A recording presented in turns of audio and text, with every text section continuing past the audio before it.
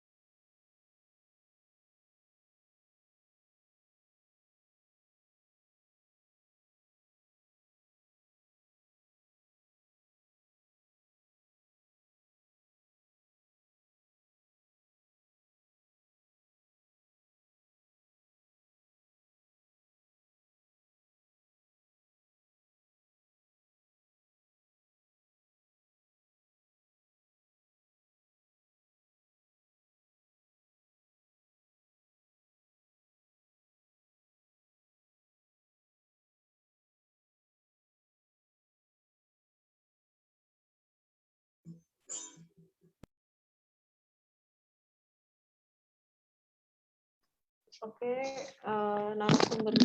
mohon maaf, untuk moderator kita bisa silahkan untuk dipantik untuk dimoderatori kepada Bang Ando. Silahkan, saya persilahkan. Terima kasih. Ya, terima kasih kawan Sendi atas waktunya. Ya kawan-kawan,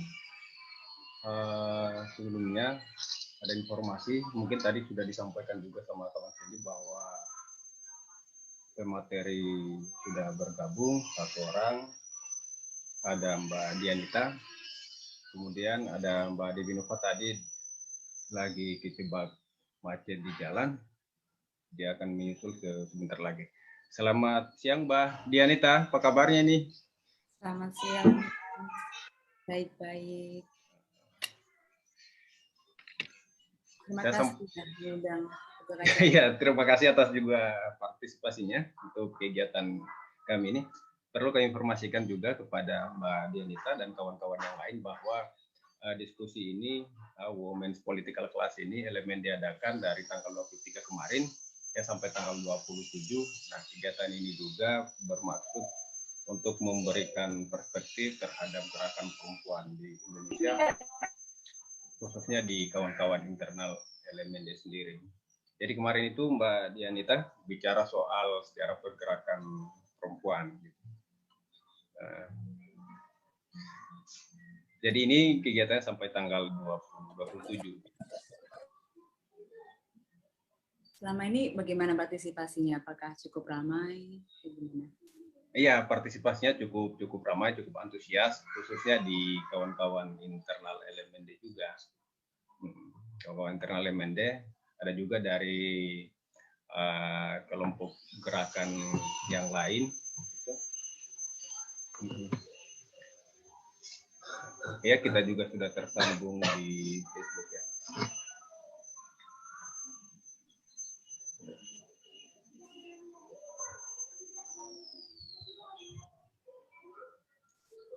Sebentar ya Mbak Yanita, saya coba kontak dulu Mbak Devi Nova lagi, mungkin sudah ini.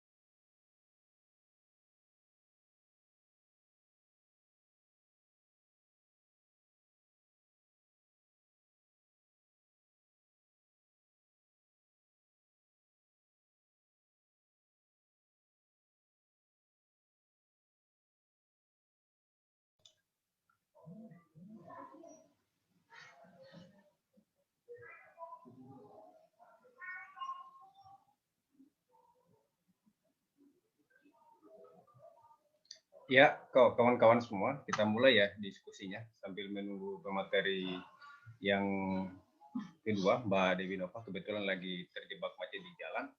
Jadi kita mulai saja diskusinya sambil menunggu beliau. Mbak Dianita, nanti ada slide yang ingin ditampilkan dalam paparan materinya sebentar. Ya, ada. Izin nanti saya akan membagikan layar. Jadi aku jadikan co-host juga ya.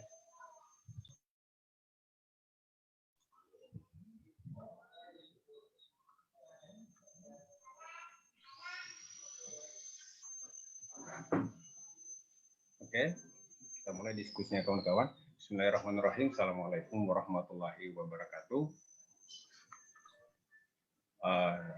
Salam, Om Swastiastu, Namo Buddhaya, salam kebajikan, salam sejahtera untuk kita semua. Pertama saya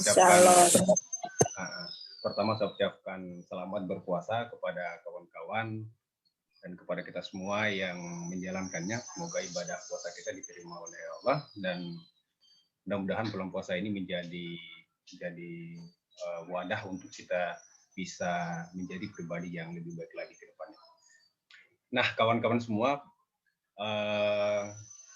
pada hari ini kembali kita berjumpa di Zoom dengan diskusi tentang ekofeminisme. Kegiatan ini sebenarnya merupakan salah satu rangkaian kegiatan dari Departemen Kajian dan Departemen Perempuan LMND ya untuk memberikan perspektif tentang gerakan-gerakan perempuan dan bagaimana ke depan bisa menjadi satu perspektif yang bisa dijadikan sebagai rujukan dalam proses perjuangan perempuan di Indonesia. Nah,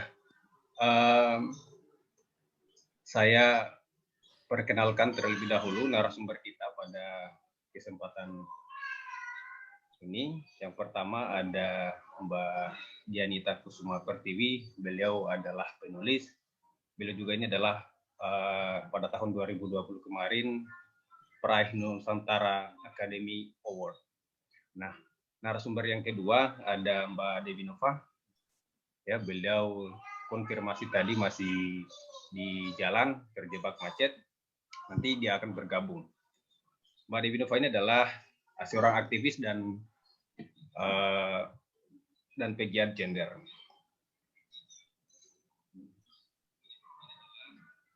Ya, kawan-kawan semua, kemarin kita sudah diskusi soal sejarah gerakan perempuan. Nah, hari ini kita akan bicara soal bicara soal ekofeminisme. Nah, dalam wacana feminisme saat ini tidak hanya mencakup wacana persoalan patriarki ya dan kebutuhan gender secara domestik. Pasang surut pergerakan dan perjuangan feminisme dari satu dekade ke dekade yang lain telah menciptakan sebuah analisa kritis tentang sejauh mana persoalan gender bersinggungan dengan lingkungan hidupnya. Nah, dan analisa ini menjadi sebuah pengerucutan pada adanya korelasi antara peran serta eksistensinya terhadap kelestarian alam. Nah, wacana baru dengan adanya gelombang ketiga feminisme misalnya menghasilkan sebuah variasi baru ke dalam teori feminisme. Hal ini berangkat dari kerangka perspektif lingkungan ya yang menghasilkan pandangan baru mengenai wacana ekofeminisme. Nah, dimulai dengan adanya revolusi industri ya yang menghasilkan sistem ekonomi kapitalis yang menjadikan alam sebagai akselerasi percepatan pembangunannya. Nah, pembangunan ini tidak hanya berdampak pada ekologi dari sisi eksploitasi dan pencemaran lingkungan hidup, namun pembangunan ini menyebabkan dampak pada ketertindasan dan ruang hidupnya. Nah, lingkar belajar ekofeminisme pada Women's Political Class ini merupakan sebuah wadah dari LMND untuk untuk sharing, untuk distribusi pengetahuan dan sebagai refleksi antar gender ya. Nah, kupikir tidak perlu berpanjang lebar. Itu sebagai pengantar dari saya. Nah, selanjutnya saya berikan kesempatan kepada Mbak Dianita untuk memberikan perspektif paparannya soal ekofeminisme. Ya, silakan Mbak. Baik, terima kasih. Terima kasih juga untuk teman-teman LMND yang sudah mengundang saya untuk sedikit memantik diskusi pada hari ini. Selamat siang untuk teman-teman semuanya. Dan semoga Mbak juga bisa segera bergabung. Kesempatan kali ini sesuai dengan tadi sudah disampaikan oleh Bu Moderator bahwa saya akan membahas tentang ekofeminisme dan secara spesifik tentang paradigmanya. Jadi akan lebih pada teori dasar dan kemudian sejarah dan lain sebagainya. Nah, ada saya sedikit paparan, maka saya akan sedikit bagikan layar.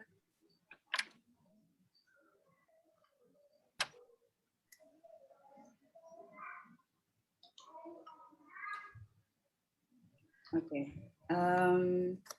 Sebenarnya saya cukup senang saat teman-teman mengundang untuk membahas tentang ekofeminisme secara khusus gitu, karena biasanya kalau kita ikut diskusi feminisme yang sering dibahas itu feminisme secara umum atau kemudian mengambil dari 3 cabang besar dari feminisme, seperti misalnya feminisme liberal, kemudian feminisme sosialis dan radikal. Dan kemudian sependek pengetahuan saya cukup jarang yang membahas lebih mendalam tentang paradigma ekofeminisme. Padahal menurut saya sendiri memang cukup penting untuk kita membahas ini karena khususnya kita kalau misalnya kita mengingat bagaimana Indonesia ini sampai hari ini masih sering digadang-gadangkan sebagai negara dengan aset alam yang besar, gitu, sumber daya alamnya besar. Tapi pada saat yang sama kita juga punya ancaman bencana alam yang itu pada satu titik memang dipengaruhi oleh aspek geografis kita, tapi pada sisi yang lain diperparah oleh tindakan kita sebagai manusia yang hidup di bumi ini. Dan kemudian juga kalau mengingat lagi beberapa regulasi dan juga produk hukum yang dihasilkan oleh pemerintah ini seringkali kurang mendukung gerakan atau upaya kita atau upaya masyarakat terkait konservasi atau perlindungan alam. Nah, saya akan mulai dengan apa itu ekologi. Ekologi adalah secara etimologis dia berasal dari kata Yunani, istilah bahasa Yunani oikos yang berarti rumah. Nah, kajian ini membahas tentang hubungan antara organisme makhluk hidup termasuk manusia dan lingkungan fisiknya. Dan kemudian di filsafat ekologi sebagai turunannya di filsafat ilmu pengetahuan itu menjawab pertanyaan-pertanyaan metafisik, ontologis, dan epistemologis dari relasi manusia dengan lingkungannya. Nah, kemudian ekofeminisme berkembang sebagai cara pandang atas relasi manusia dengan lingkungannya dengan konsep gender. Nah, sejumlah bidang yang menjadi ranah kajian dari ekofeminisme ini bisa di budaya, bisa di ekonomi, kemudian juga agama, sastra, dan juga politik. Nah, satu hal lain yang menjadi kekhasan dari ekofeminisme ini adalah bagaimana teori ini mendapati adanya satu paralel atau kesejajaran antara opresi yang dihadapi oleh alam dengan opresi yang dihadapi oleh perempuan. Nah, sebenarnya kalau kita bicara tentang ekofeminisme, gagasannya bukan sesuatu hal atau produk pemikiran modern sebenarnya, karena hal-hal tersebut bisa kita temukan di konsep-konsep kepercayaan lokal misalnya, atau mitos, juga kemudian cerita rakyat. Tapi kemudian kemunculan ekofeminisme sebagai nomenklatur, sebagai sebuah nama, atau sebuah teori pemikiran, itu baru muncul di tahun 74, yang dilahirkan dengan ditulis di sebuah buku oleh Francois Diopon, La Feminisme la Mode, dan dalam buku tersebut penulis menyatakan bahwa dia melihat paralel itu tadi, bahwa ada kesejajaran antara opresi patriarkis yang dihadapi oleh kelompok marginal di masyarakat, yang ini meliputi perempuan, kemudian kelompok masyarakat gender non-biner, kemudian juga kelompok masyarakat difabel, dan lain sebagainya. Opresinya ini sejajar dengan opresi yang dialami oleh alam, yang kemudian berdampak pada kerusakan lingkungan. Jadi secara garis besar ekofeminisme memandang perempuan dan alam ini berada pada satu tataran yang sama, yakni bahwa keduanya mendapatkan tekanan karena dominasi peran laki-laki dan kemudian juga nilai patriarki di sejumlah aspek kehidupan. Nah, kemudian apa tujuannya dari pemikiran atau gerakan ekofeminisme ini? Nah, pergerakan mereka ini tujuannya adalah menciptakan sebuah lingkungan masyarakat yang egaliter. Egaliter ini dalam artian kemudian bebas dari relasi kuasa tidak berimbang dan juga bebas dari bentuk-bentuk opresi serta kolaboratif. tanpa ada satu golongan yang dominan. Nah, menurut saya ini satu hal yang penting karena egaliter dan kolaboratif ini mengimplikasikan adanya gagasan bahwa terciptanya relasi yang sehat, dalam hal ini bebas dari opresi antara manusia dengan alam menurut kacamata ekologi, dan juga antar manusia, baik itu lintas gender, lintas kelas, itu bisa terwujud melalui kesadaran bahwa isu lingkungan hidup ataupun juga kemudian isu gender itu bukanlah urusan perempuan saja, tapi melainkan merupakan tanggung jawab kita semua. Nah, kita lanjut ke kerangka pemikiran. Jadi salah satu pembahasan yang sering muncul dalam ekofeminisme itu adalah konsep-konsep seperti genderisasi alam, kemudian konsep Mother Nature atau ibu bumi, dan kemudian juga relasi antara perempuan dengan alam. Nah, terkait dengan Mother Nature ini khususnya sebenarnya ada berbagai pendapat. Jadi ada yang tidak setuju dengan gagasan bahwa Mother Nature ini kan biasanya dikaitkan dengan femininitas, bahwa perempuan ini sebagai pengasih dan penyayang, seperti itu. Nah, ini ada golongan dari lingkaran ekofeminisme sendiri juga ada yang tidak setuju dengan hal tersebut, dengan bagaimana konstruksi menempelkan perempuan dengan nurturing, itu juga ada yang tidak setuju. Jadi kemudian mereka menganggap bahwa relasi antara alam dengan perempuan itu semata karena sama-sama mendapatkan opresi, bukan karena perempuan ini punya sifat nurturing itu tadi. Tapi pada saat yang sama juga ada kelompok yang setuju dengan konsep Mother Nature dan femininitas. Nah, ini merujuk pada gagasan tradisional dari tugas sosial perempuan, yang dia memberikan pelindungan dan perawatan atau sebagai caregiver. Nah, ini nanti hubungannya akan lebih dekat dengan feminisme, ekofeminisme kultural yang akan kita bahas nanti lebih lanjut. Nah, kemudian itulah mengapa kalau misalnya kita sendiri juga punya konsep seperti Ibu Pertiwi, kemudian Dewi Sri misalnya. Nah, itu kan keduanya digambarkan sebagai sosok perempuan dan yang memberi begitu. Tuh, kemudian terkait kerangka di tahun 93, dua orang ekofeminis yakni Greta Gard dan Laurie Gruen menerbitkan sebuah esai yang berjudul Ecofeminism Towards Global Justice and Planetary Health. Nah, dalam tulisan tersebut mereka menjelaskan 4 kerangka ekofeminisme yang bisa kita gunakan untuk melihat apa sih sebenarnya yang sedang terjadi saat ini di bumi ini, di relasi manusia dengan alam dalam perspektif ekofeminisme. Nah, yang pertama konsepnya adalah memandang ilmu pengetahuan modern telah mereduksi alam sebagai objek atau benda mati. Nah, jadi kemudian satu-satunya cara untuk menjadikan yang berguna, bagaimana membuat bumi ini bermanfaat adalah dengan memanfaatkannya, dengan dieksploitasi. Nah, misalnya juga kita kan sering dengar bahwa kita harus menjaga bumi untuk anak keturunan kita. Nah, itu kan sebenarnya kita menempatkan bumi sebagai objek, sebagai sesuatu yang akan melayani kita. Jadi bukan melindungi alam untuk alam itu sendiri. Jadi harus eksistensinya itu karena ada kita, karena untuk melayani kita. Nah, kemudian yang kedua adalah perkembangan agama patriarkis dan konsep hierarki gendernya. Nah, rata-rata kita bisa dibilang sekarang dunia secara global didominasi oleh agama langit. Nah, ini kebanyakan memang kepercayaannya mengandung konsep hierarki gender. Jadi misalnya, dan rata-rata laki-laki kemudian berada di posisi yang lebih tinggi. Misalnya seperti hanya laki-laki yang bisa menjadi imam atau mengajarkan agama, terus kemudian perempuan juga harus selalu meminta izin kepada suami atau ayahnya, tapi hal laki-laki. Nah, hal seperti itu kemudian menyisihkan peran perempuan atau mengecilkan peran perempuan, sehingga pada akhirnya yang terjadi adalah perempuan mendapatkan opresi dari lingkungan masyarakatnya. Dan kemudian ada konsep-konsep dualisme. Ini seperti laki-laki, perempuan, manusia, binatang, kulit putih, non-kulit putih. Nah, dualisme ini kan menyimpan opresi gitu ya, menyimpan dominasi yang inheren. Jadi misalnya kulit putih dan non-kulit putih. Yang dominan adalah yang kulit putih. Dan kemudian mereka bisa melakukan opresi pada non-kulit putih. Begitupun misalnya dengan manusia dan binatang. Manusia dikonstruksikan sebagai makhluk hidup yang berakal sehat, yang kemudian sempurna, dan kemudian punya hak atau punya kemampuan untuk bisa mengeksploitasi makhluk hidup yang lain, terutama binatang. Jadi yang inherent ini maksudnya adalah selalu ada satu pihak yang dominan, kemudian selalu satu pihak yang lain adalah subordinat. Nah, yang terakhir tadi sempat disinggung juga tentang kapitalisme. Jadi yang ini cukup umum sebenarnya untuk di pandangan ekofeminisme bahwa kapitalisme ini yang menyebabkan opresi terhadap alam. Jadi karena memang sifatnya kapitalisme ini haus akan eksploitasi, gitu kan, perusakan, dan kemudian pencarian untung secara besar-besaran.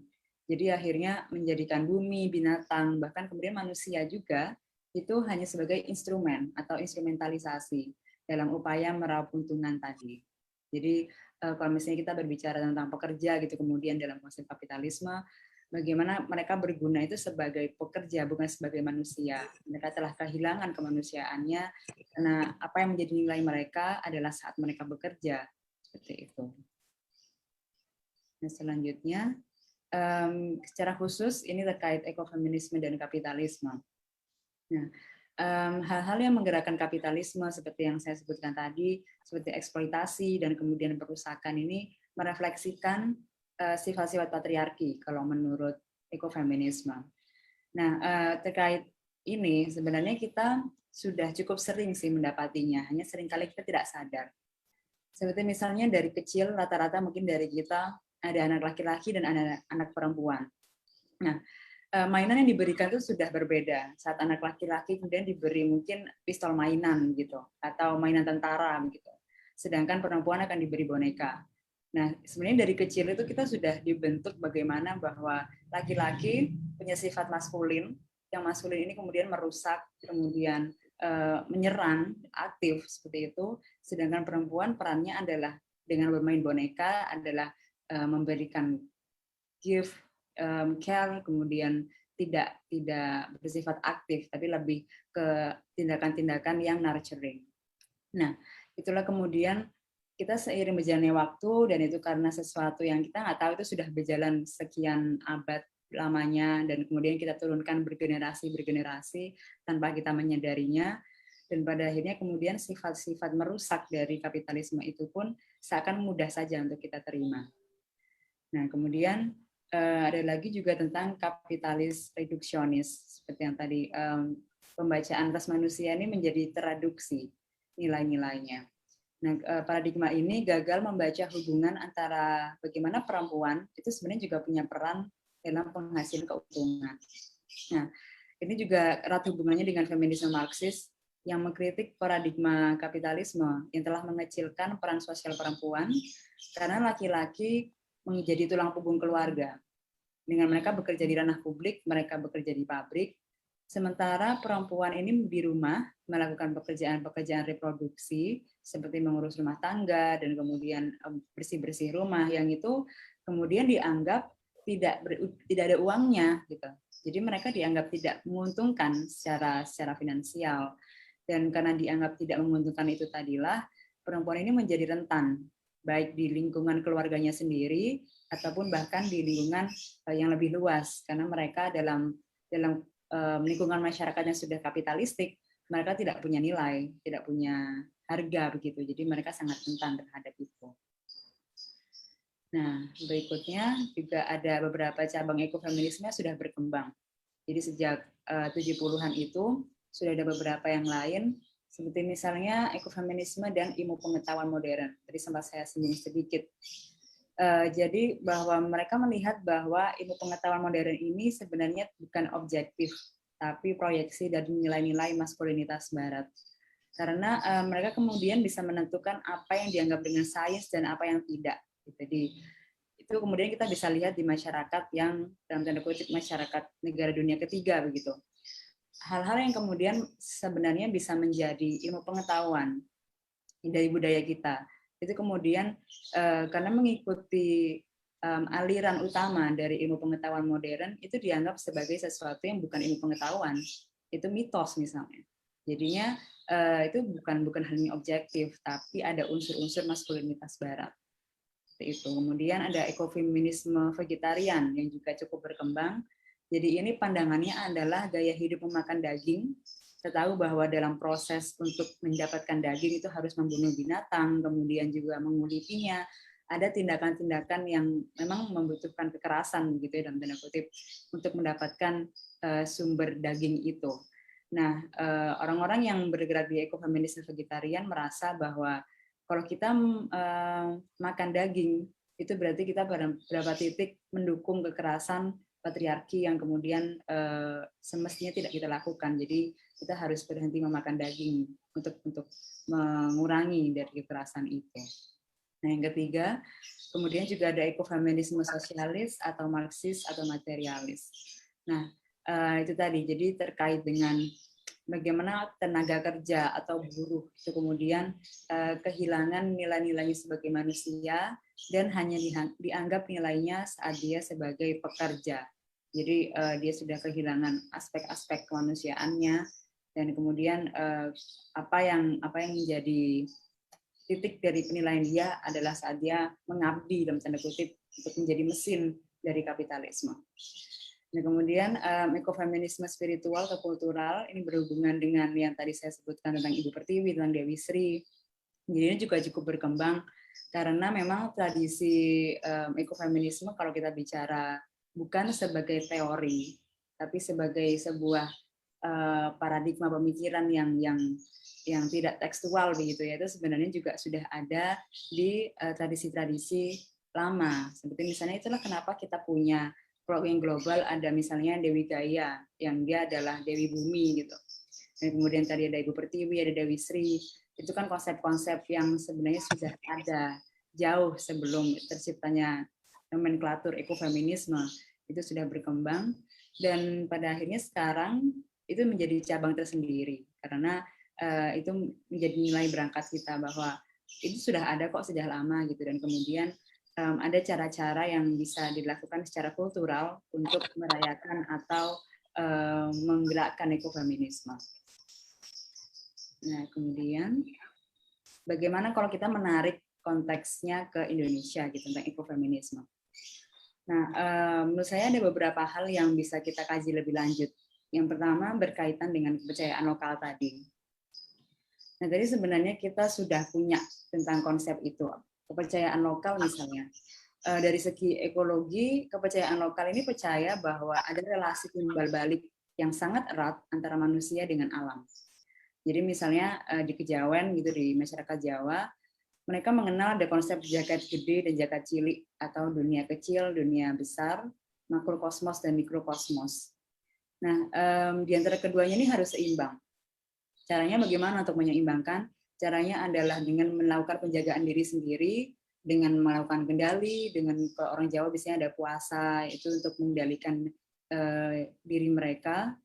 Terus kemudian juga harus melindungi alam, karena kalau misalnya satu kerusakan di salah satu pihak itu, misalnya manusia kemudian menjadi serakah dan merusak alam, itu kemudian efeknya kepada kita juga sendiri. Jadi saat mikro menyerang makro, makro akan kembali menyerang pada mikro. Jadi itulah kenapa di konsep kepercayaan lokal itu sangat menghargai. Untuk misalnya kebutuhan makan itu tidak bisa merusak hutan semudah itu, tidak bisa. Kemudian juga kalau di Jawa, kalau misalnya dengan peringatan Dewi Sri, mereka ada selamatan untuk di masa tanam padi, kemudian juga di masa panen, dan itu merupakan bentuk-bentuk dari ekofeminisme kultural atau spiritual. Nah, kemudian aspek yang kedua adalah berkaitan dengan sejarah politik dan industrialisasi di Indonesia. Nah, memang agak sulit kalau membicarakan tentang industrialisasi di Indonesia secara lini masa gitu, karena kita bisa dibilang tidak punya revolusi industri gitu ya. Jadi mungkin salah satu momentumnya adalah bagaimana kemudian kolonialisme mulai mengangkat itu. Jadi misalnya di 1917 pemerintah kolonial Belanda mulai membangun industri pariwisata di Bali, itu juga mulainya di kolonialisme Belanda, dan kemudian diperparah lagi saat Indonesia merdeka, kita ada kecenderungan kepala negara atau presiden itu dengan sifat-sifat yang kebapaan, patriotik, dan itu kemudian laki-laki begitu. Nah, itu terlihat sekali. Kemudian lebih parah lagi saat Orde Baru begitu, di mana saat pembangunan itu menjadi misi politik. industrialisasi meroket, kemudian investasi asing masuk begitu banyak, dan perlindungan terhadap alam sangat dikesampingkan. Dan kemudian bagaimana industrialisasi ini juga mempengaruhi kehidupan masyarakat kita, gitu. Karena laki-laki seperti yang saya sampaikan tadi, laki-laki menjadi breadwinner, menjadi tulang punggung, kemudian perempuan akan berada di rumah, tidak punya posisi tawar gitu. Dan kemudian juga masih ditambah dengan propaganda lain yang mengecilkan peran sosial perempuan.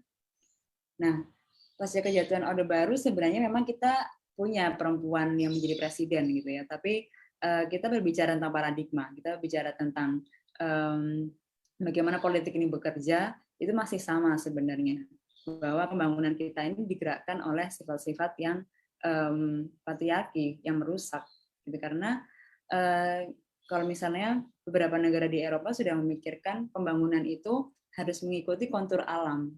Jadi saat misalnya ada pohon besar di situ, ya kita buat jalan misalnya.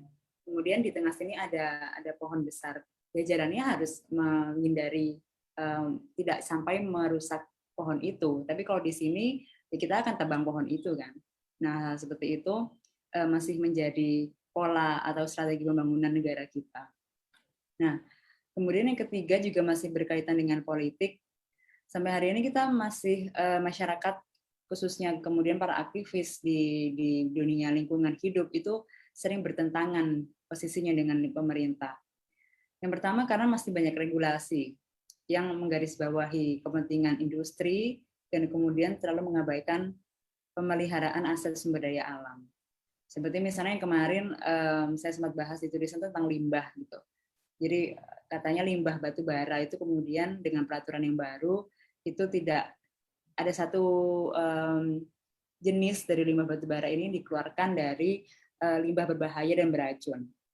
Alasan dari pemerintah adalah kemudian kalau kita mengeluarkan itu jenis limbah itu dari jenis limbah yang beracun dan berbahaya, itu akan mempermudah pengolahannya.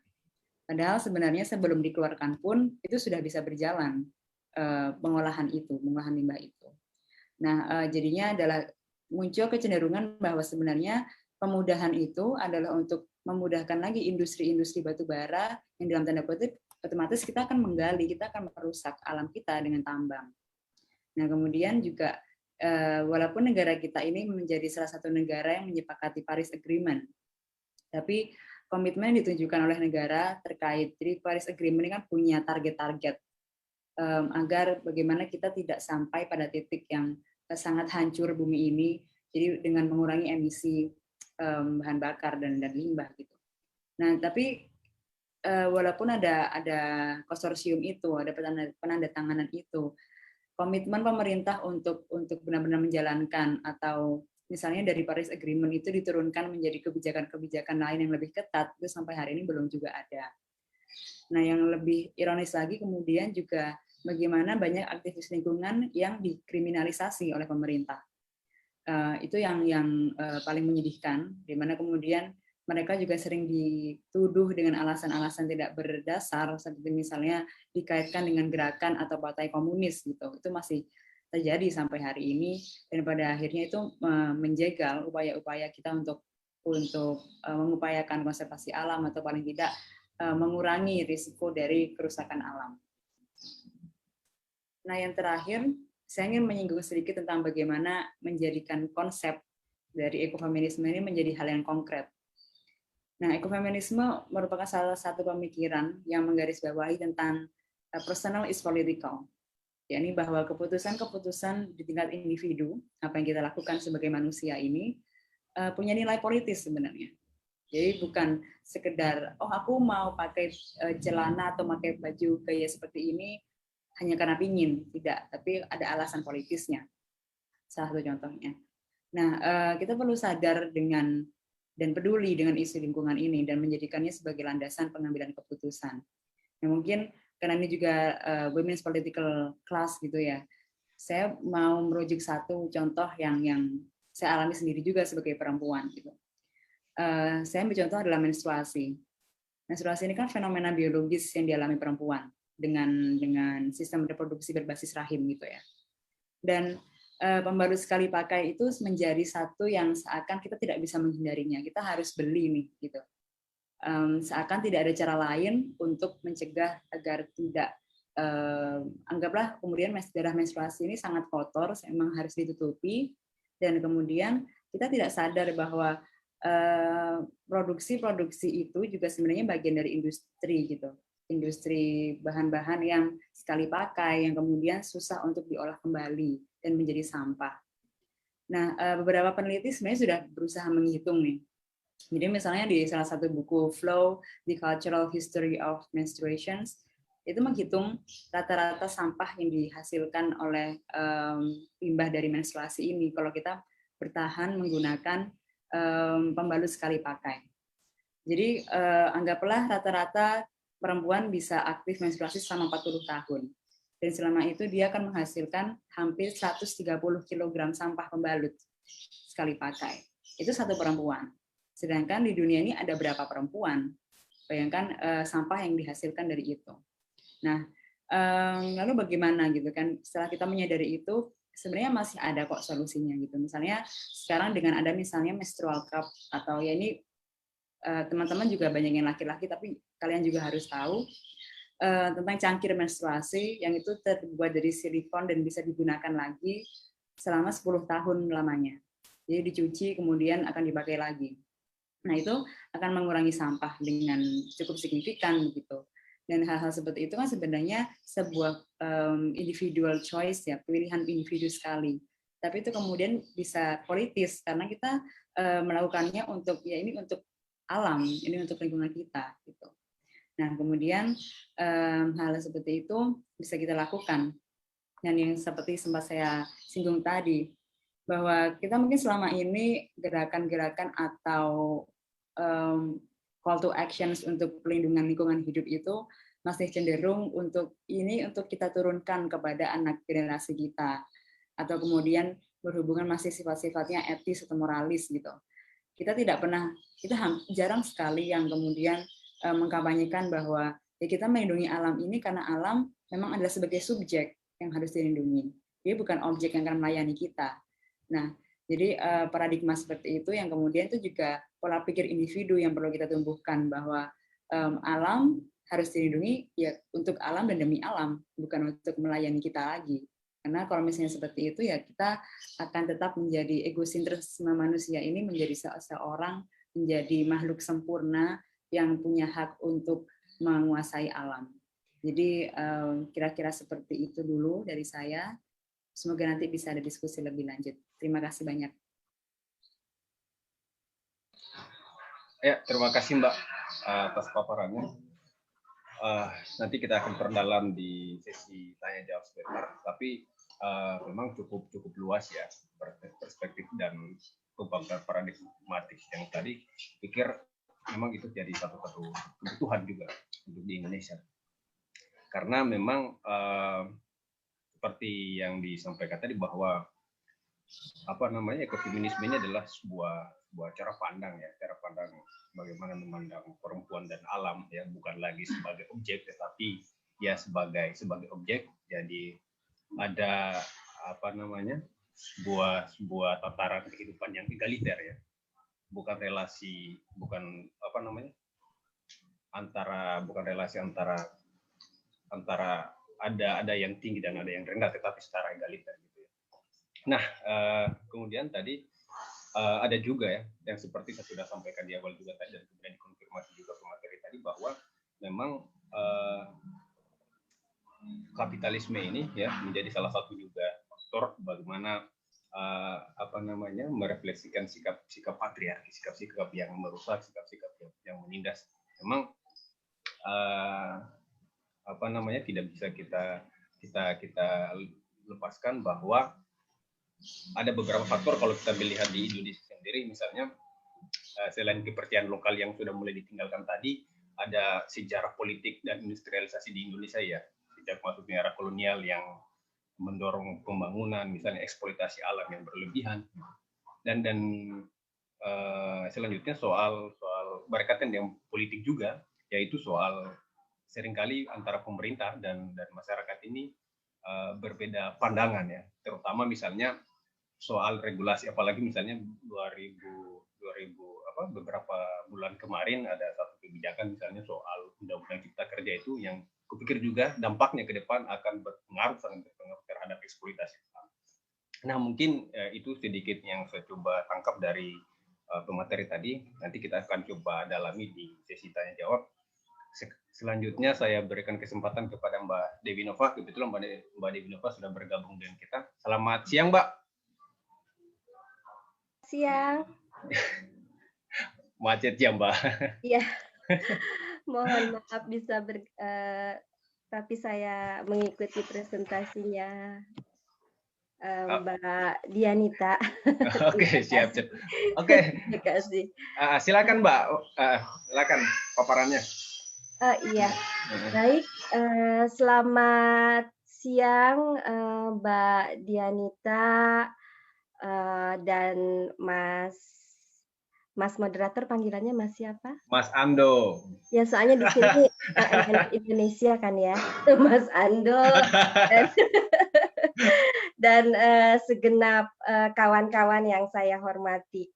Puji syukur kepada Pencipta dan alam raya, hari ini kita diberikan kesehatan dan akses internet sehingga bisa bersama-sama untuk bertukar pikiran. Baik, kawan-kawan, saya diminta untuk berbagi pengetahuan, berbagi pengalaman terkait dengan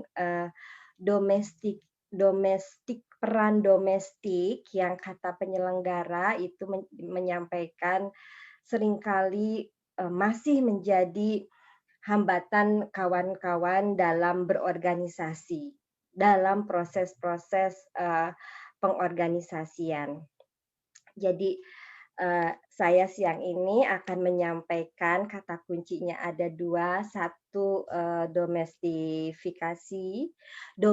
peran domestik dan domestifikasi perempuan. Kemudian yang kedua soal bagaimana kita mengorganisasi akal budi ya, baik para mahasiswa calon ini organisasi kader kan ya, mahasiswa calon pengabdi negara yang perempuan maupun yang laki-laki.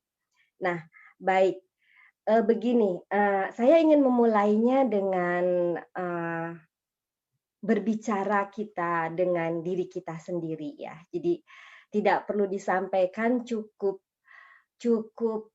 ditanya aja ke dalam pikiran dan perasaan kita. Dalam kehidupan sehari-hari,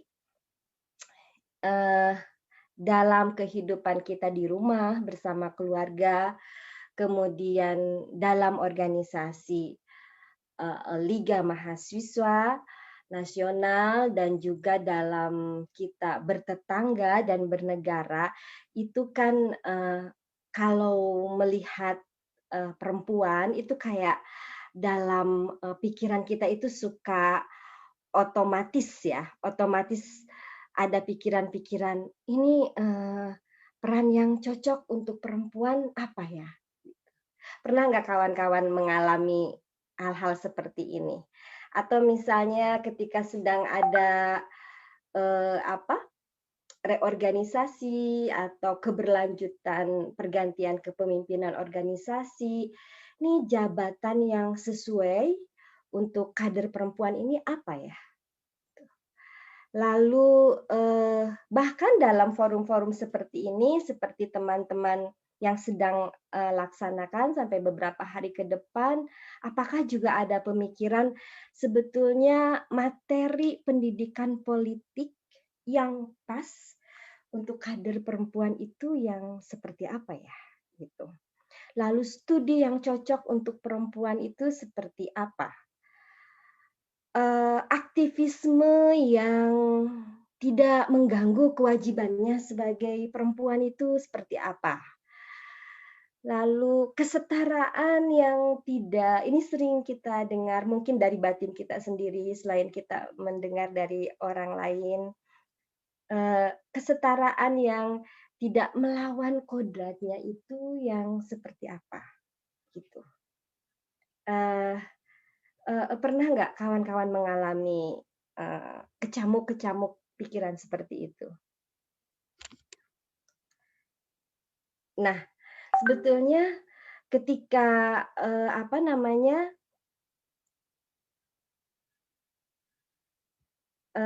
ya, ketika kita ada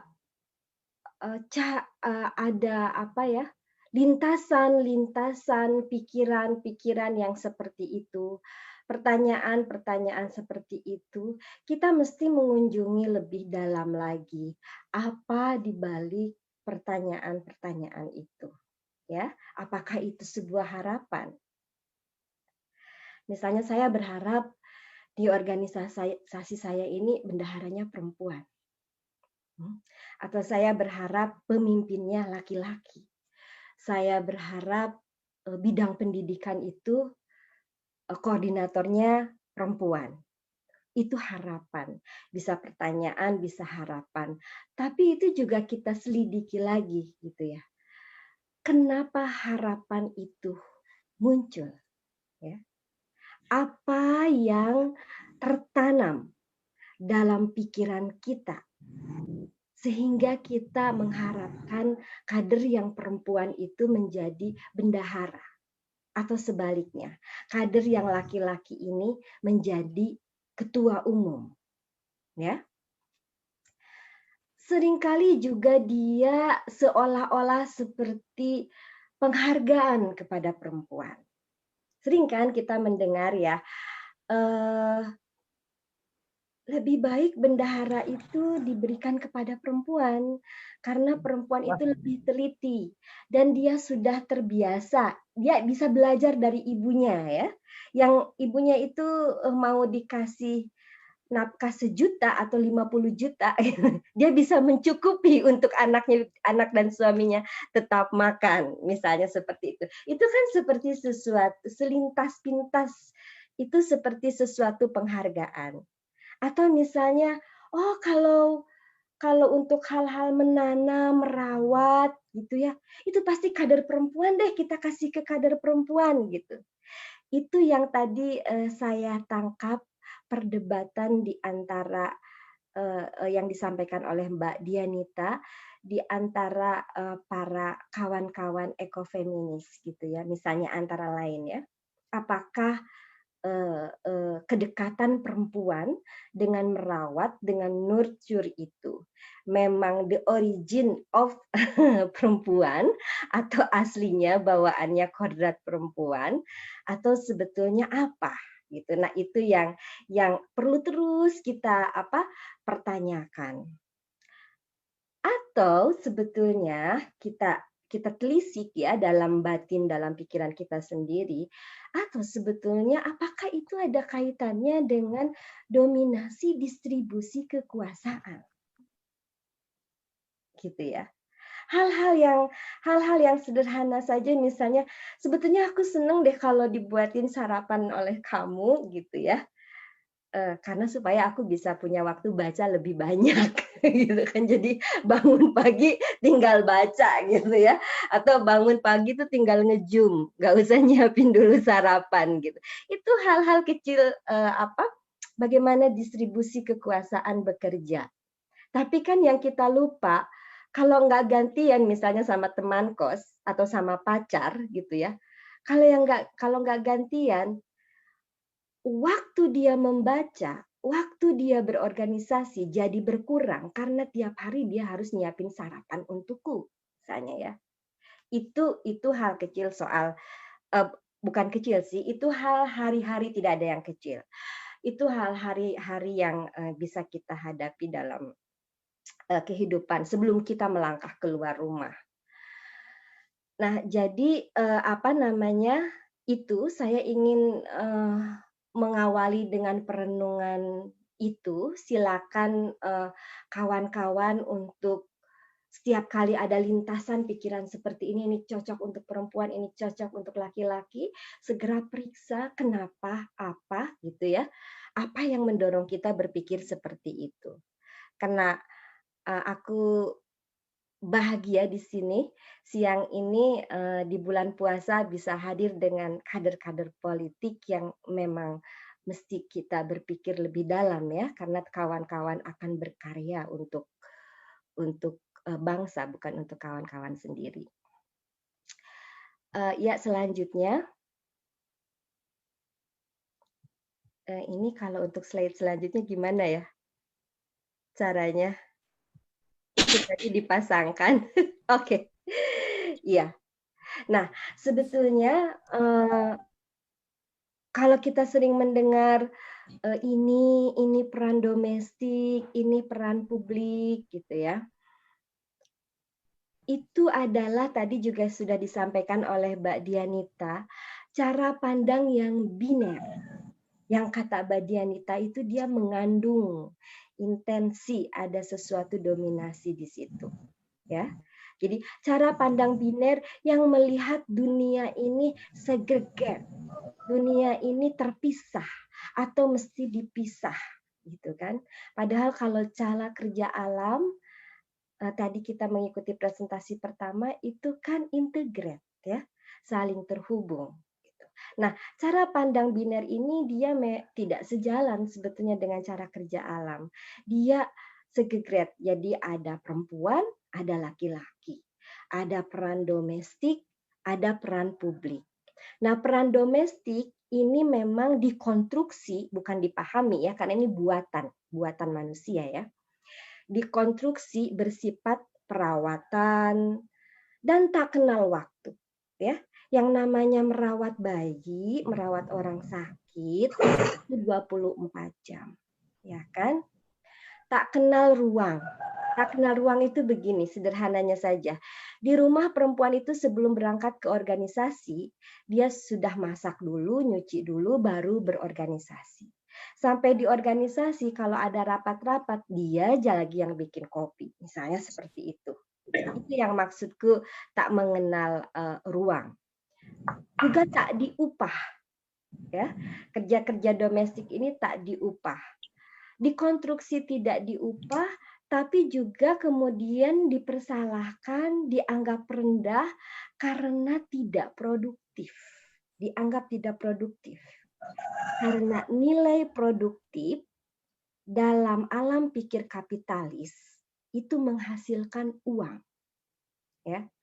Bukan bayi yang sehat terawat, tanaman yang subur terawat, tapi uang. Itu sebabnya saya sedih kalau dengar perempuan, ibu kegiatannya apa? Saya mah Mbak, cuman ibu rumah tangga gitu ya. Ibu pekerjaannya apa? Saya mah nggak punya pekerjaan, saya mah nganggur, cuman ibu rumah tangga. Bukankah kalau pekerja kantor atau buruh pabrik yang dilindungi undang-undang bekerja 8 jam, ibu rumah tangga bekerja 24 jam. Kemudian dianggap tidak produktif, tidak menghasilkan uang dan keputusan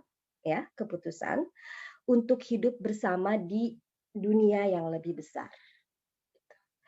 Di dunia lebih besar itu dari mulai rukun tangga, negara, ya, di organisasi.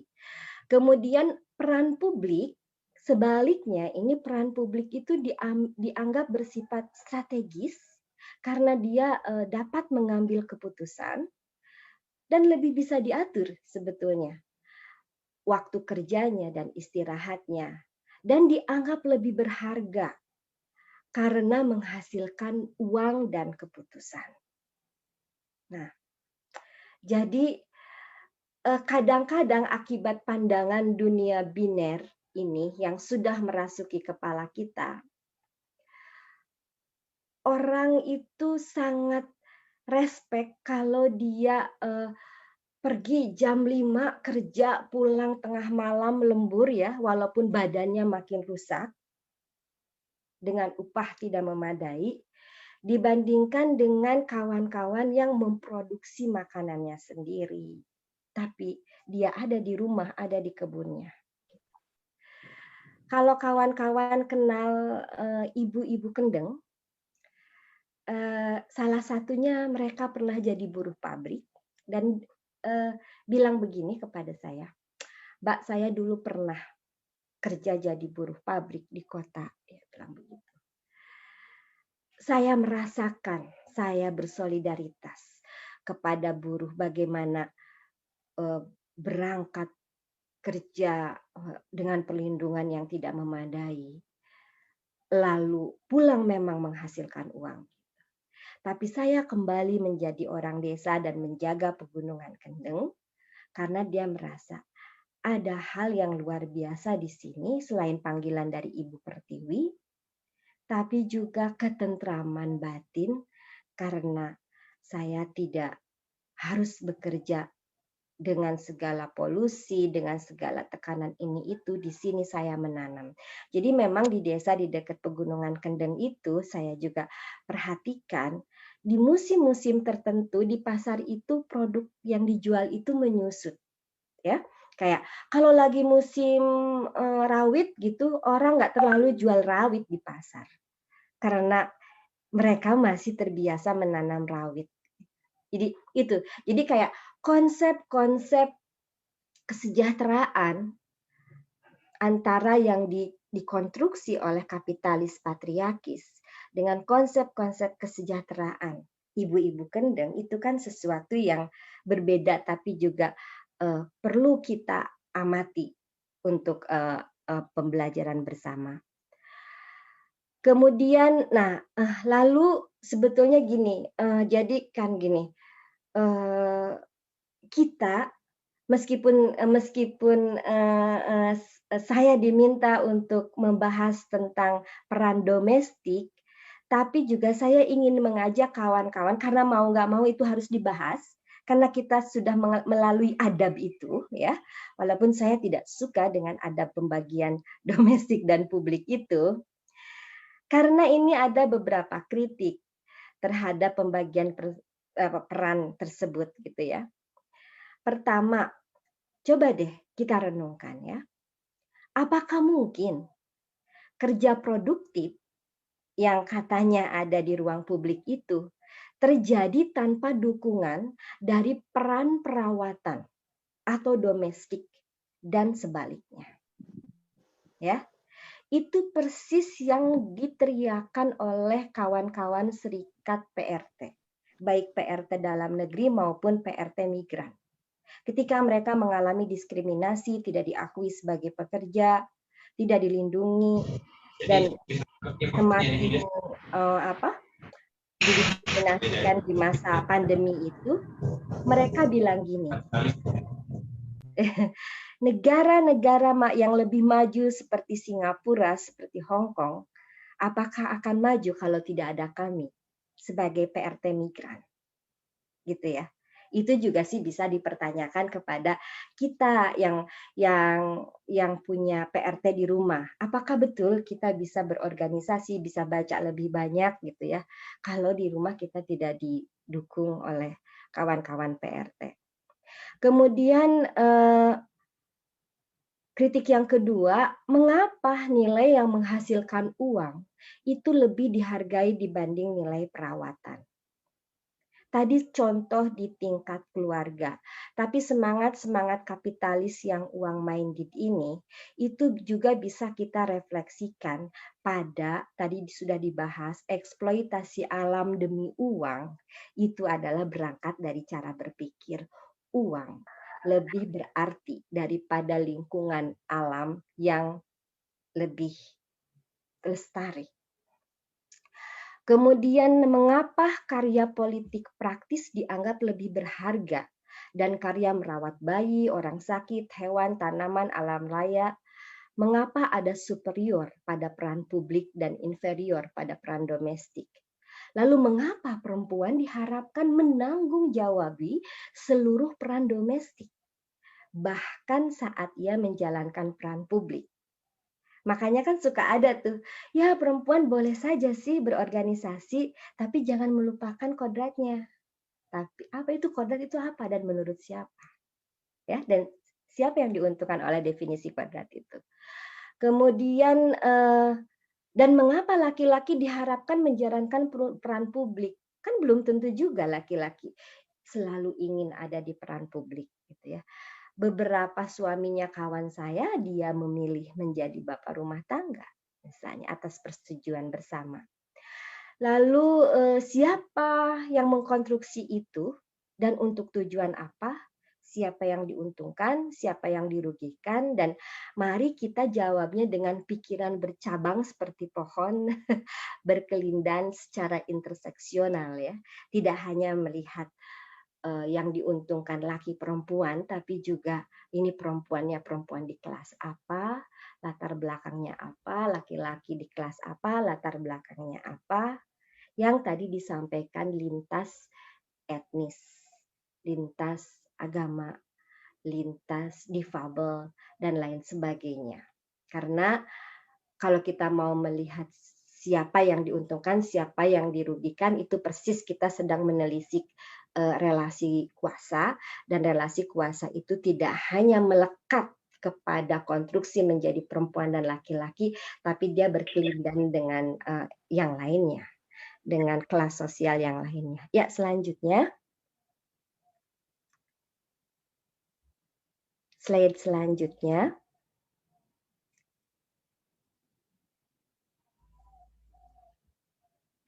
Bagaimana ini supaya bisa ke slide selanjutnya? Ya. Nah, ya selanjutnya Mbak atau Mas. ya. Nah, lalu tapi kan gini, kita tuh gini, tapi kan kayak pikiran-pikiran kayak tadi itu ya, lintasan-lintasan itu kan seperti sudah menjadi darah dan daging, gitu ya. Bagaimana itu terjadi? Gitu. Tentu itu tidak terjadi secara alami, gitu ya. Tentu di situ ada kontestasi, ada peran-peran kekuasaan yang bekerja. Misalnya, ini belum seluruhnya. Misalnya, kerja kekuasaan dalam domestifikasi perempuan. Saya meminjam beberapa pemikirannya Julia Suryakusuma, Gadis Arifia, ya. Saya rangkumkan seperti ini. Tapi saya membatasi hanya masa Orde Baru dan masa saat kita sekarang ini ya, masa reformasi. Gitu. Nah, ini pemikirannya dari Julia Suryakusuma. Di masa Orde Baru sebetulnya salah satu ya, teman-teman nanti bisa melakukan membaca lebih banyak dan lebih dalam. Salah satu yang menjadi cikal bakal domestifikasi perempuan itu adalah ibuisme negara. Ya. Ini udah masuk era Soeharto ya. Oke, dan ibuisme negara itu artinya di mana negara melakukan kontrol melalui program perempuan dan melalui warga perempuan ya, dengan melekatkan pada peran keibu rumah tanggaannya. Ya. Lalu dengan cara apa itu berjalan di seluruh wilayah Indonesia? Itu melalui perkumpulan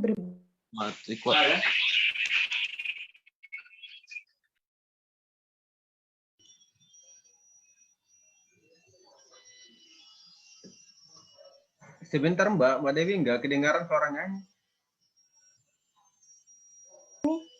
Ya. Sejak mana ya saya nggak kedengaran? Oke, saya mulai dari ibuisme. Iya, ibuisme Mbak, ibuisme. Oke, ya. Jadi ibuisme ini artinya bagaimana negara melakukan kontrol melalui program-program untuk perempuan dan warga negara yang perempuan dengan melekatkan pada peran yang dikonstruksi keibuannya atau keibu rumah tanggaannya. Norma ini lalu dipraktekkan dalam mekanisme perkumpulan berbagai istri pegawai negeri. Ya, ada Dharma Wanita, untuk Polri ada Dharma Pertiwi dan istri profesi dan lain sebagainya. Itu dari presiden sampai di tingkat kecamatan. Ya kan? Kalau profesi itu Ikatan Dokter Indonesia, istri-istri Ikatan Dokter Indonesia gitu kan ya. Sampai teman saya yang dokter itu bingung, dia bilang gini. Saya kan dokter, terus diminta aktif di Ikatan Istri Dokter Indonesia gitu. Kayak saya nggak ada kerjaan, Mbak, gitu kan. Sudah sibuk melayani pasien, lalu saya harus aktif gitu kan. Kemudian nanti dari tingkat kecamatan sampai desa itu ada PKK. Jadi memang pokoknya mah tuh sepenuhnya lah terkontrol oleh negara melalui tangan perempuan. Gitu kan. Jadi perempuan di sini jadi alat perantara negara dari pusat hingga desa dan pengibu rumah tanggaan perempuan. Jadi kayak di apa ya? Kayak dicekoki, didoktrin soal pengibu rumah tanggaan perempuan yang bergantung pada produktivitas suami. Kan kalau misalnya kawan saya yang dokter lalu dia menjadi ikatan istri dokter yang kegiatannya harus seperti Dharma Wanita, kan seolah-olah dia tidak produktif. Seolah-olah dia sendiri tidak seorang dokter misalnya, seperti itu. Dan ini tuh menguntungkan negara ya memang karena dibuat untuk menguntungkan negara. Karena kan pertama, negara mendapat sokongan peran perawatan gratis dari perempuan. Coba PKK itu kan programnya luar biasa ya. Dekat-dekat itu dengan kerja-kerja ekofeminis. Yang membedakan adalah tujuannya. Yang membedakan adalah normanya. Coba ibu-ibu PKK ini mereka menggerakkan bagaimana kita punya tanaman obat, apotek hidup, gitu ya. Tapi sebetulnya waktu itu tujuannya ya untuk apa? Biar negara gratis aja mendapatkan pelayanan-pelayanan dari perempuan-perempuan ini. Dan juga tanpa imbalan, tanpa prestasi. Zaman dulu itu ya, di desa itu, biaya untuk PKK itu bisa loh, zaman saya muda tuh cuma 100.000 loh setahun dalam anggaran desa. Dan ibu-ibu PKK mah baik hati gitu ya. Nggak ada piring, bawa piring dari rumah dan lain sebagainya. Itu ya maksud saya, negara membuat perempuan mentraktir negara. Tapi kebalikannya apa? Apakah negara menghormati perempuan? Ya tidak juga, karena justru dengan peran-peran domestik ini perempuan lalu didepolitisasi, ya, dibatasi supaya tidak masuk pada ruang-ruang yang lebih strategis. Kemudian perempuan sebagai pengembangbiakan, nah kalau dari perspektif kapitalis ya perempuan sebagai pengembangbiakan tenaga kerja dan kemudian agen konsumsi yang jinak bagi kapitalis. Dan yang kalau yang saat ini kita maju mundur antara Orde Baru dan sekarang kan kapitalisnya makin maju ya dibandingkan Orde Baru. Teman-teman pernah memperhatikan kawan-kawan feminis melawan pajak pink gitu kan? Artinya gini, bahkan sekarang juga dalam kapitalisme itu ada kejahatan kalau untuk barang-barang perempuan itu dibikin lebih mahal. Meskipun mutunya lebih buruk dari pakaian laki-laki. Ya. Misalnya celana dalam yang seksi-seksi lingerie yang cuman ceuprit itu harganya bisa sampai 500.000. Itu kan nggak masuk di akal ya, kecuali buruh-buruhnya memang buruh-buruh yang menghasilkan celana yang super seksi itu kemudian jadi kaya raya gitu ya. Tapi kalau biaya produksinya tidak mencapai seharga jual itu, lalu buruhnya juga tidak meningkat kesejahteraannya, itu yang disebut sebagai dia dimahalkan karena dia akan dibeli oleh perempuan. Nah, lalu di masa reformasi itu bukan cikal bakal, salah satu strategi bagaimana kekuasaan bekerja mendomestikkan perempuan. Tapi kan gini ya, itu kan sangat mengakar ya sampai sekarang ya. Mungkin sebagian juga masih ada, sebagian besar kali masih ada dalam pikiran kita walaupun teman-teman tidak beraktivitas di masa Orde Baru atau baru lahir di masa reformasi. Ya, tapi kan orang tuanya teman-teman, lingkungannya teman-teman itu kan pernah ada dalam alam pikir si ibuisme negara ini. Dan juga selain itu karena di masa reformasi diperburuk gitu ya. Setelah kita masuk pada reformasi, pengekangan perempuan itu juga menjadi sebagai cara kerja dari politik transaksional teman-teman mestinya lebih tahu soal politik transaksional ini, peminggiran minoritas, ya, pemaksaan moral publik, konservatisme adat, pelembagaan atau penafsiran tunggal syariah, dan opresi kapitalisme tidak selalu dengan kekerasan. Memang yang kekerasan juga masih ada, masih banyak petani yang dibunuh, kan? Tapi juga di tingkat yang halus itu opresi kapitalisme di tingkat ide atau keyakinan. Ini tuh kalau dalam konkretnya itu seperti apa? Contohnya, antara lain ya, perda-perda atau peraturan-peraturan daerah. Peraturan-peraturan daerah yang diilhami oleh konservatisme adat dan pelembagaan penafsiran tunggal syariat Islam, misalnya pada Perda Ketertiban, ya, pada Perda Anti Prostitusi. Kawan-kawan pernah mendengar peristiwa di Tangerang, ya, ketika ada buruh yang pulang jam 9 lalu dia ditangkap dituduh sebagai pekerja seks. Nah, itu kan secara tidak langsung akan meminggirkan perempuan, mendomestifikasi lagi perempuan, ya, atau menjinakkan perempuan. Kemudian penafsiran tunggal syariah ini makin banyak, meskipun awalnya kita hanya dengar hanya ada praktik konon syariat Islam, lalu kan kemudian yang lain copy paste provinsi-provinsi lain dan menimbulkan persoalan-persoalan baru bagi perempuan, dan juga pembatasan pada perda-perda yang mengatur buruh migran di beberapa daerah. Di beberapa daerah itu dianggap bahwa menjadi buruh migran itu tidak sesuai dengan moral, gitu ya. Dan sebetulnya nih perda-perda yang begini ini itu bisa lolos karena apa ya? Karena politik transaksional. Jadi dia saling berkelindan. Jadi itu persisnya bagaimana kejahatan politik transaksional dan konservatisme dan lain sebagainya ini kembali menjinakkan, mendomestifikasi perempuan di masa reformasi ini. Kalau di tingkat nasional ada undang-undang pornografi, undang-undang ITE, undang-undang cipta kerja, ya, tadi yang terkait dengan kapitalisme yang untuk akumulasi kepentingan elit politik dari pimpinan daerah hingga presiden dan alat kontrol negara. Jadi teman-teman perhatiin deh, kalau mau pilkada atau pilpres, itu biasanya akan muncul peristiwa-peristiwa yang terkait dengan isu-isu ini, lalu nanti akan melahirkan perda-perda baru. Itu yang saya maksud transaksi, politik transaksional. Silakan nanti kawan-kawan amati. Ini juga sekarang kan tahun politik ya.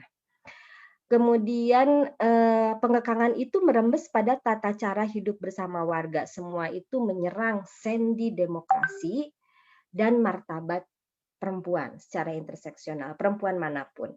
Ya, selanjutnya. Saya berapa menit lagi, Pak Moderator?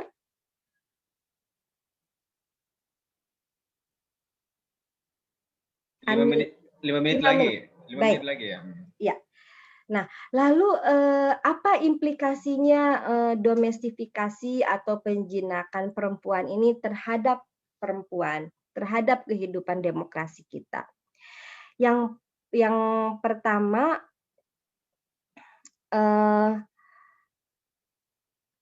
menimbul pelemahan semangat ya atau pembatasan pada diri perempuan. Kemudian yang kedua segregasi, yang itu tadi ini peran laki-laki, ini peran perempuan. Sehingga tuh dari awal mungkin perempuan tuh sudah berpikir, aku nih karir dalam organisasi aku nggak mungkin jadi ketua umum, paling barter karir tertinggiku itu sekretaris jenderal, misalnya seperti itu. Kemudian depolitisasi perempuan, ya seperti yang saya sampaikan di contoh pertama. Kemudian perempuan bisa menjadi feodal, fasis, ya, sekaligus kapitalis karena mereka dijadikan alat dari itu. Pengalaman saya hanya di masa Orde Baru, seburuk-buruknya kondisi perempuan, kita tidak diperhadapkan sesama perempuan. Ya. Tapi di masa reformasi ini saya mengalami, kami sebagai gerakan perempuan diperhadapkan dengan perempuan-perempuan yang menolak misalnya RUU penghapusan kekerasan seksual. Itu buat kami sangat di luar akal budi dan hati nurani. Tapi itu terjadi di masa reformasi. Itu di mana perempuan bisa menjadi fasis karena dia menjadi alat ideologi yang fasis. Kemudian perempuan alat kekuasaan karena dia menjadi alat dari laki-laki dan negara, atau kalau sekarang kan yang berkuasa nggak selalu negara ya. Centang perenang yang berkuasa itu semakin, kalau zaman Orde Baru kayak satu arah, warga dan negara. Kalau sekarang tuh sudah semakin banyak temennya lah dan saling berkait, negara, korporasi, dan yang mengusung primordialisme atas dasar agama, etnik, dan lain sebagainya. Ya, selanjutnya sepertinya cuma 2 slide lagi atau 2 slide lagi. Nah, lalu bagaimana pengorganisasiannya? Saya tidak akan menyampaikan pengorganisasian secara teknis dan strategis karena itu tentu kawan-kawan LMND akan lebih tahu dan lebih bisa mengkontekstualkan, tapi saya di tingkat ide aja. Jadi pengorganisasian akal budi. Nah, lalu jadi apa dong yang harus diorganisasi nih dalam alam pikir kader yang perempuan dan kader yang laki-laki gitu. Yang perempuan memang kita mesti mau melepas konstruksi yang kontradiksi ya. Dipuji tapi juga dibatasi atau didepolitisasi. Misalnya perempuan itu tiang negara, maka yang nggak enak makanya itu gitu kan ya. Maka utamakan untuk merawat pendidikan anak, baru ngurus organisasi. Padahal pendidikan anak itu kewajiban perempuan dan laki-laki. Dekonstruksi dari Cinderella ya ke versi optimal terbaik dari aku ya. Kemudian membebaskan diri dari jadi perantara alat isme dan kepentingan apapun yang merugikan diri, demokrasi, dan alam raya yang tadi disampaikan oleh ekofeminis. Melatih diri berbagi peran tanggung jawab domestik dengan laki-laki agar dapat terlepas dari beban ganda dan optimal berkreativitas mengambil peran politik dan lain-lain. Penelitian ILO ya, Organisasi Buruh Internasional, perempuan sedunia loh ya, rata-rata bekerja domestik 3 kali lebih banyak daripada laki-laki. Itu rata-rata dunia. Tapi rata-rata di Asia, dan kita bagian dari Asia, bekerja 4 kali lebih banyak dari laki-laki. Jadi kalau organisasi menuntut perempuan untuk berpartisipasi, maka organisasi mesti punya politik will untuk bagaimana membagi kerja domestik kader perempuan yang 4 kali lebih banyak dari kader laki-laki. Lalu untuk laki-laki melepas konstruksi diri dari lelaki hero ke lelaki peduli. Alam pikir modern itu kan suka ngebohongin, ngadalin laki-laki supaya jadi hero. Lalu nanti jadi pemimpin satu-satunya terganteng, terwow sedunia gitu. Tapi alam demokrasi kan tidak, bukan itu yang dikehendaki. Yang dikehendaki itu berbagi kekuasaan dan peduli. Dekonstruksi dari konstruksi laki-laki memimpin ke berbagi kepemimpinan. Kemudian mendidik diri untuk tidak menjadikan perempuan objek apapun termasuk objek untuk akumulasi kekuasaan.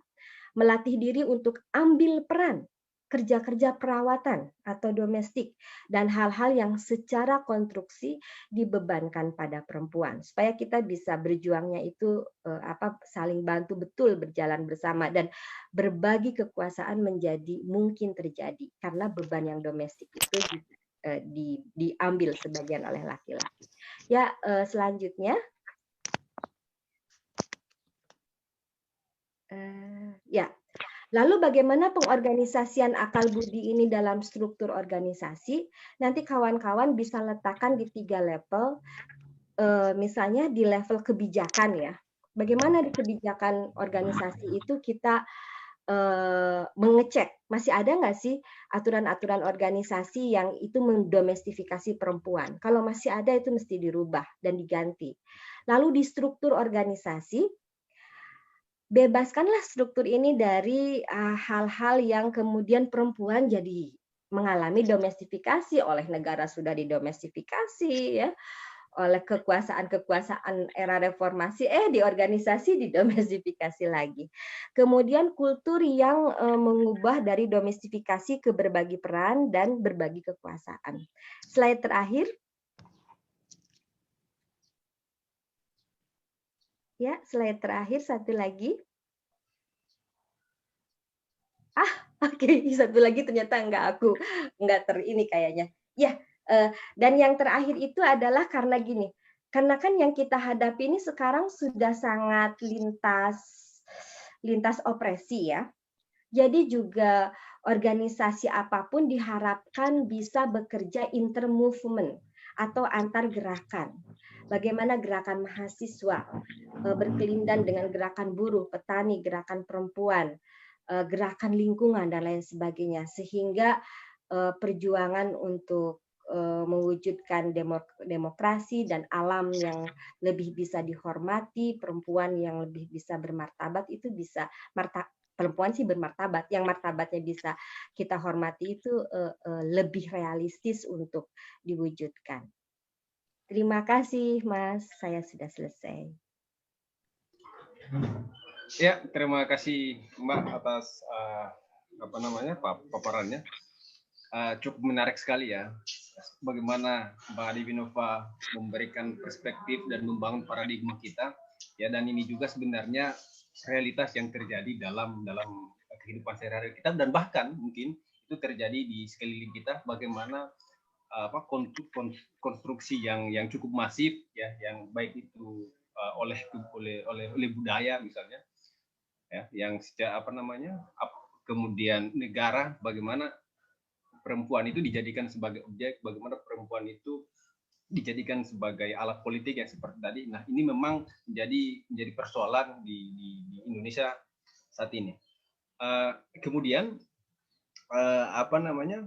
domestifikasi atau pelemahan terhadap perempuan ini memang seperti digambarkan oleh Mbak Dewi Nova tadi, bahwa cara pandang biner ya, cara pandang biner melihat dunia segregate.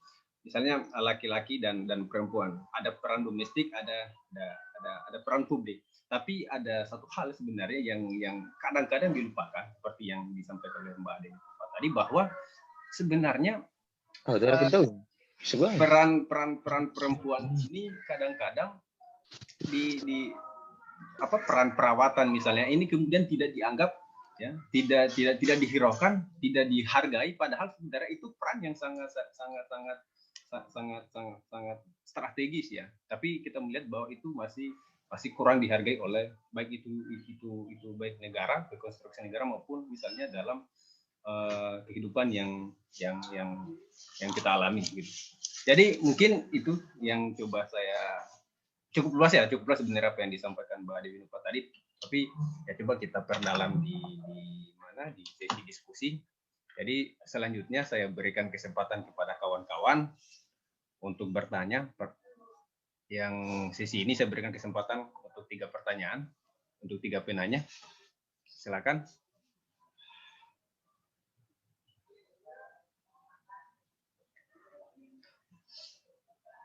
Ya, kawan-kawan. Mohon maaf Bang Ando, saya potong. Tadi di chat ini ada Dewi Karisma Mikaela, itu ada yang bertanya tapi disampaikan di chat, mohon dibaca ya. Itu juga menarik juga pertanyaannya. Terima kasih.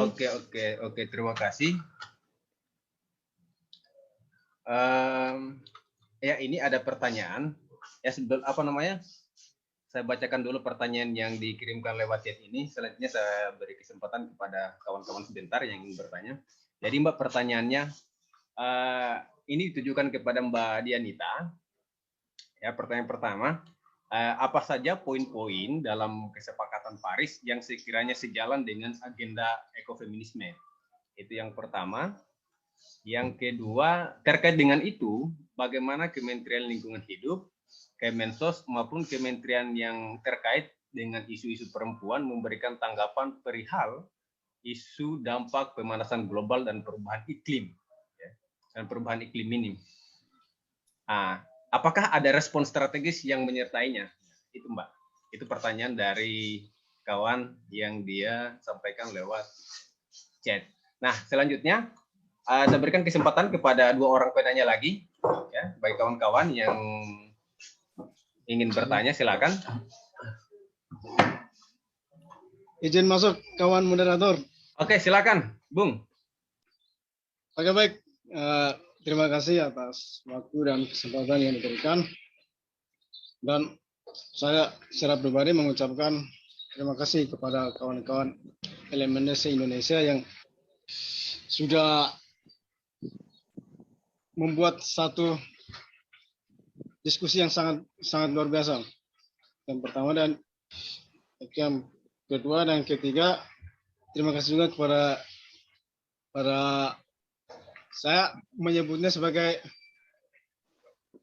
Kartini saja, lebih bagus, lebih mungkin menurut saya lebih layak diucapkan karena saya yakin dan percaya para kawan-kawan perempuan yang hari ini membicarakan soal kebijakan atau kebijakan-kebijakan yang dimana dianggap tidak pro terhadap perempuan, maka itulah yang menjadi harapan bagi bangsa ini. Itu yang pertama. Dan yang ini saya langsung masuk ke pertanyaan saja, karena tadi materi terakhir sempat singgung soal pergerakan perempuan, yang dimana para kawan-kawan yang bicara soal pergerakan perempuan, namun di balik situ di era-era reformasi saat ini pergerakan perempuan tersebut dilawan juga dengan kawan-kawan dari perempuan juga yang dimana pro terhadap kebijakan yang dimana diambil para pemerintahan saat ini yang tidak pro terhadap rakyat, yang tidak pro terhadap rakyat. Salah satunya terhadap undang-undang PKS. Nah, sini yang menjadi pertanyaan, bagaimana upaya selanjutnya untuk melawan hal-hal tersebut? Mungkin hanya itu saja, saya kembalikan. Oh iya, oke. Terima kasih Bung, saya sudah tangkap pertanyaannya. Ya, satu pertanyaan lagi untuk kawan-kawan yang bertanya.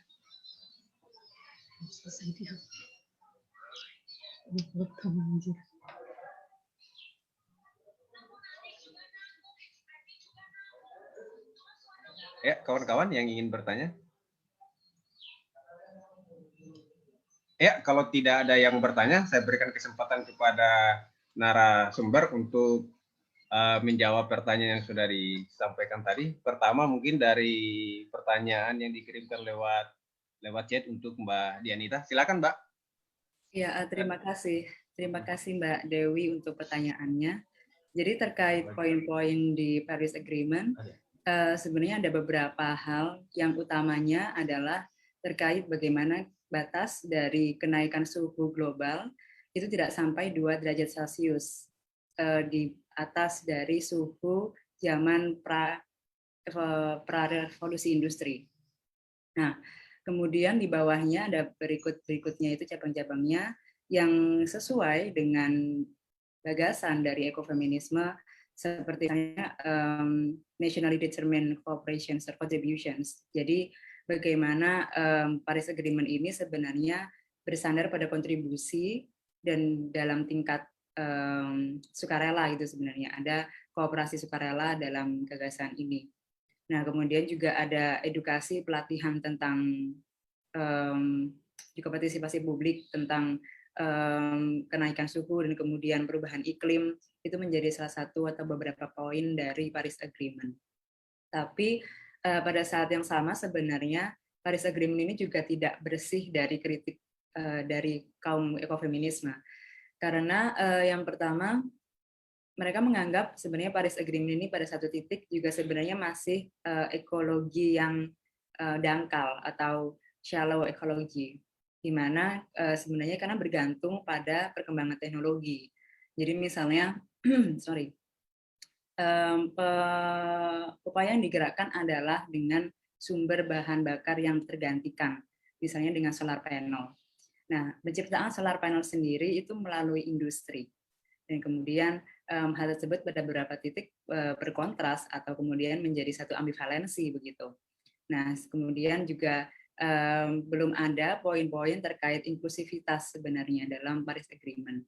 Jadi teman-teman di ekofeminis juga ingin bagaimana bahwa di sini digerakkan juga inklusivitas, bahwa perempuan terus kemudian kelompok-kelompok yang termarginalkan itu punya ruang untuk kemudian menciptakan, ini kan sebuah misi global gitu. Jadi sudah semestinya ini menjadi satu juga misi semua orang juga. Jadi semua orang perlu diberi ruang untuk melakukan hal tersebut.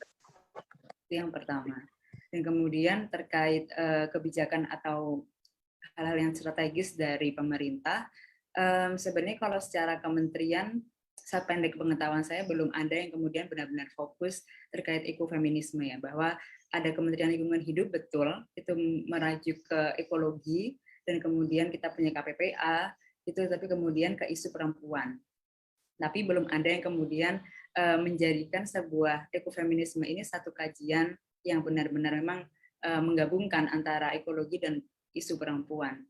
Nah, adapun terkait strategi seperti itu, sebenarnya kita ada dokumen KLHS, jadi kajian lingkungan hidup strategis, yang itu sudah diwajibkan kepada pemerintah daerah untuk menjadi bagian dari dokumen rencana sementara atau rencana menengah. Nah, tapi begitupun dalam itu biasanya tidak melibatkan banyak pihak-pihak yang perempuan, dalam artian kemudian tidak mengakui adanya gerakan ekofeminisme untuk dilibatkan dalam penyusunan dan kemudian dalam pelaksanaannya juga. Jadi kalau misalnya tadi juga sempat saya sebutkan bagaimana pemerintah dengan masyarakat ini pada detik ini sebenarnya masih sering berseberangan karena masih banyak kebijakan yang bahkan mengkriminalisasi dari teman-teman kita yang aktivis di lingkungan. Jadi kira-kira seperti itu Mbak Dewi, semoga menjawab. Terima kasih. Ya, sama-sama. Terima kasih Mbak atas jawabannya. Sekarang pertanyaan yang kedua tadi dari kawan kita yang laki-laki. Ini Mbak Dewi Nova, soal RUU PKS. Tadi kalau pengalamannya Mbak Dewi di zaman Orde Baru itu kan belum apa istilahnya tidak diperhadapkan dalam perjuangan, tidak diperhadapkan dengan kawan-kawan perempuan yang lain. Nah, sekarang ini pasca reformasi ini justru ya gerakan perempuan ini diperhadapkan dengan perempuan juga ini. Jadi bagaimana ini, Mbak? Strategi untuk melawan cara-cara yang semacam ini? Iya. Mungkin itu Mbak. Silakan Mbak. Terima kasih. Iya. Sebenarnya saya yang pertama sangat berharap kepada organisasi demokrasi seperti LMND, gitu ya. Jadi saya kalau ngopi gitu sama teman-teman LMND, saya akan selalu bilang ya, organisasi seperti teman-teman ini perlu ada, dan lalu di era reformasi ini semakin perlu ada, karena sebetulnya juga untuk menghadang dan mengimbangi gerakan-gerakan yang kontra demokrasi. Gitu. Nah, yang tadi, yang bagaimana perempuan diperhadapkan dengan perempuan, dari perspektif saya, kalau perempuan, dia bisa memilih jalan ada di dalam gerakan untuk menghadang RUU PKS, gitu ya. Dari perspektif saya, itu sudah barang tentu dia memilih untuk satu isme, satu afiliasi politik, gitu ya, yang lebih mementingkan patriarkis ketimbang tubuh dia sendiri, ketimbang kehidupannya dia sendiri.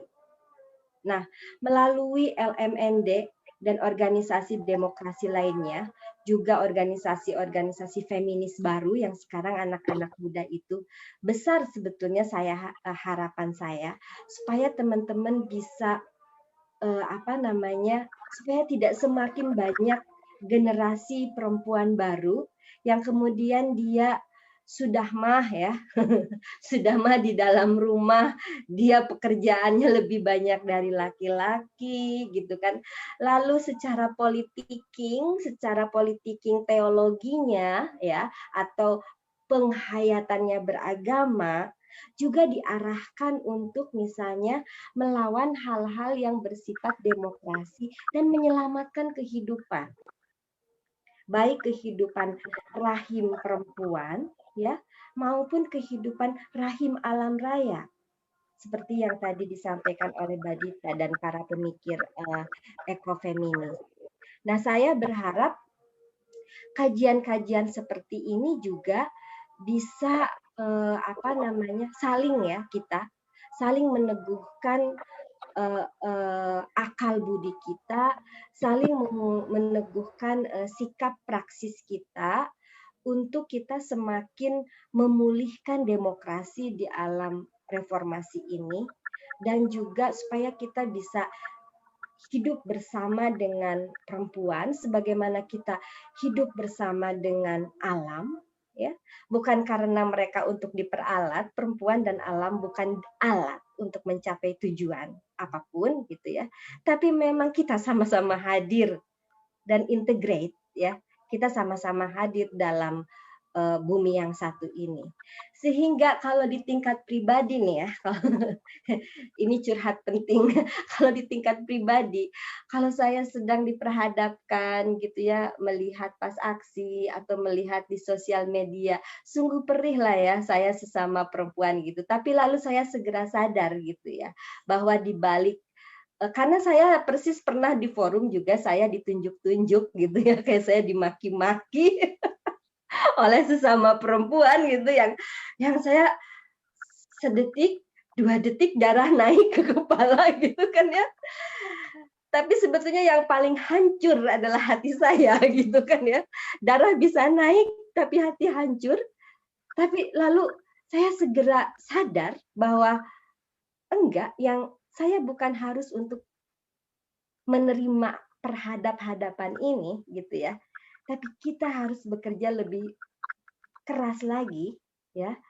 Bagaimana supaya ideologi-ideologi yang tidak ramah pada alam, yang menutup demokrasi, yang monolitik, yang memonopoli tafsiran agama atau apapun gitu ya, itu tidak terus tumbuh gitu. Jadi segera ketika kesadaran itu muncul, saya bisa tarik napas karena itu juga saya sedang di forum jadi narasumber lalu dimaki-maki. Saya jawab seperlunya secara konsep, tapi saya bilang kita bisa lanjutkan selesai forum. Dan saya tahu itu tidak akan terjadi, ya kan? Karena memang mereka dididik untuk monolitik, ya kan? Mereka kan tidak mau berdialog. Nah ini kan bahaya ya. Bahaya tidak hanya untuk sesama perempuan, tetapi juga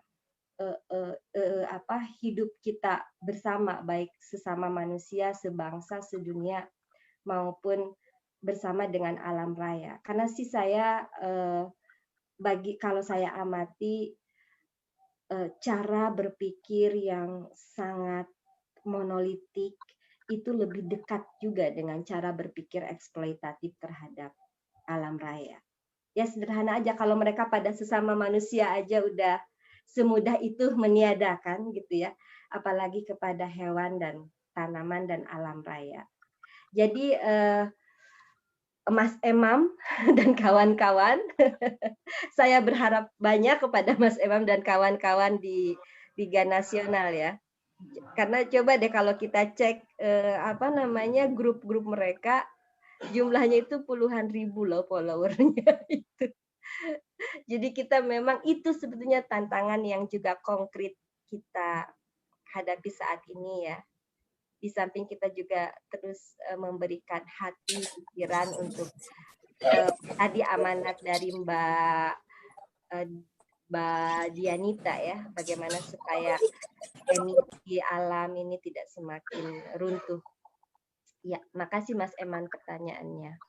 Terima kasih Mbak Nova atas jawabannya. Ya, perlu kami informasikan juga Mbak untuk terkait dengan RUU PKS ini, sebenarnya elemennya beberapa kali juga baik diskursus dia di diskusi online semacam ini maupun juga gerakan di ekstra parlemen. Cuman memang ya masih ada hambatan di lapangan. Jadi ke depan tetap kita akan fokus juga soal RUU PKS ini karena kita menganggap bahwa perspektif RUU PKS ini merupakan salah satu ya nanti rancangan undang-undang yang berpihak kepada korban dan perempuan. Nah, memang ya, selain membangun gerakan dan konsolidasi di ekstra parlemen, sebenarnya kita harus mencari juga ini cari faksi juga ini di parlemen karena mereka juga sebagai salah satu yang potensial untuk meloloskan hal itu. Selain di luar di ekstra parlemen, kita juga berjuang di dalam parlemen ya. Nah, selanjutnya untuk kawan-kawan ya, saya berikan kesempatan lagi untuk 2 pertanyaan ya. Berikan kesempatan lagi untuk kawan-kawan yang ingin bertanya. 2 pertanyaan lagi.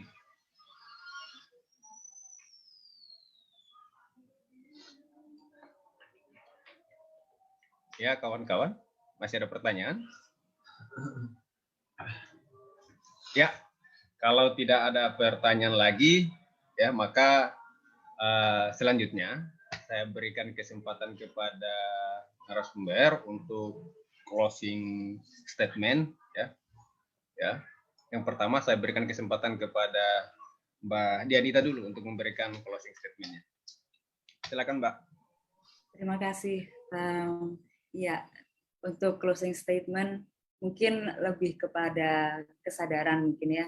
Dalam artian di sini kita adalah teman-teman yang cukup beruntung kita semua karena kita memiliki kesempatan dan kemudian untuk bertemu seperti ini, berdiskusi, kita punya kemampuan untuk tidak menjadi monolitik seperti disampaikan Mbak Nova tadi. Jadi kita punya kemauan untuk berdiskusi. Nah, kemudian akan lebih baik kalau kita punya kemauan untuk kesadaran bahwa hal-hal yang kita bicarakan pada hari ini mungkin memang cenderung ke perempuan, tapi kemudian ini bukanlah urusan perempuan saja. Karena misalnya kalau kita bicara tentang gender, sebenarnya berbicara tentang gender ini laki-laki juga jadi korban kok gitu. Jadi misalnya bagaimana laki-laki seperti tadi harus menjadi hero, itu kan juga beban sebenarnya. Nah, kemudian kalau misalnya kita mau memperjuangkan bersama-sama, apalagi kemudian dengan alam, itu kemudian pada akhirnya kita akan menemukan kekuatan bersama dan untuk misi yang bersama itu memang kita harus berjalan dengan langkah yang seiring gitu. Kira-kira seperti itu. Ya, terima kasih Mbak atas closing statement. Selanjutnya ke Mbak Dewi. Silakan Mbak. Iya, 2 hal aja. Yang pertama selalu curiga ya, selalu mempertanyakan ulang apa yang kita pikirkan ya terkait dengan peran laki-laki, peran perempuan dan hubungan kita dengan alam raya gitu. Jadi apapun lintasan-lintasan pikiran itu pertanyakan ulang asalnya dari mana, siapa yang diuntungkan, siapa yang dirugikan dan lalu kita bisa memilih mau semakin merawat kehidupan atau sebaliknya. Tapi saya berharap kawan-kawan LMND memilih semakin merawat kehidupan. Kemudian yang kedua, stay tune ya, tetap terhubung dengan intermovement ya, dengan berbagai gerakan, tetap terhubung dengan Mbak Dianita dan segenap ekofeminis dan gerakan lingkungan, lalu dengan teman-teman buruh, dengan petani, difabel, LGBT, ya, organisasi perempuan, karena opresi yang sekarang, yang opresi yang kasar, yang nampak makin banyak orang terbunuh karena berjuang dan mengeluarkan pendapat, tapi opresi yang tidak nampak juga yang melalui kurikulum pendidikan, ya, dan lain sebagainya, yang halus, itu juga makin berani ya, makin semena-mena di ruang hidup bersama. Nah, dengan kondisi itu kita kayaknya nggak mungkin jalan sendiri. Jadi mari kita selalu bergandengan tangan, lintas daya, lintas gender, lintas isu, supaya menjadi lebih mungkin apa yang kita harapkan sebagai bumi tempat hidup bersama. Terima kasih. Terima kasih Mbak. Bumi sebagai tempat hidup bersama. Ya, Devi, dengan berakhirnya closing statement tadi, maka diskusi kita pada hari ini cukup sekian. Nah, bagi kawan-kawan yang ingin melihat diskusi atau proses diskusi yang kita lakukan tadi, bisa dilihat di Facebook Elemen di Indonesia, karena diskusi kita juga tadi live di Facebook Eksekutif Nasional Tiga Mahasiswa Nasional untuk Demokrasi. Jadi itu nama Facebooknya. Nah, saya ucapkan terima kasih kepada Mbak Dianita, Mbak Dewi Nova yang telah memberikan kami ya perspektif soal feminisme, bagaimana perjuangan kawan-kawan perempuan. Dan saya ucapkan terima kasih juga kepada kawan-kawan peserta yang masih stay, yang masih bertahan hingga saat ini. Kawan-kawan, nanti kita berjumpa di lain kesempatan. Besok pasti ada diskusi lagi, lanjutan dari diskusi hari ini. Ya, cukup sekian. Terima kasih Mbak Dewi, Mbak Dianita. Terima kasih semuanya. Oke. Sama-sama, terima kasih semuanya. Ya, akhir kata, Assalamualaikum warahmatullahi wabarakatuh. Waalaikumsalam warahmatullahi wabarakatuh. Waalaikumsalam warahmatullahi wabarakatuh.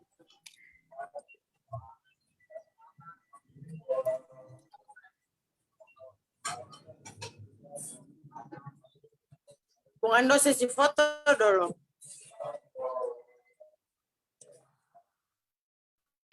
Kalau foto? Ya ada Wanda. Adel, udah foto. Enggak, kalau foto saya harus pakai kacamata kalau begitu.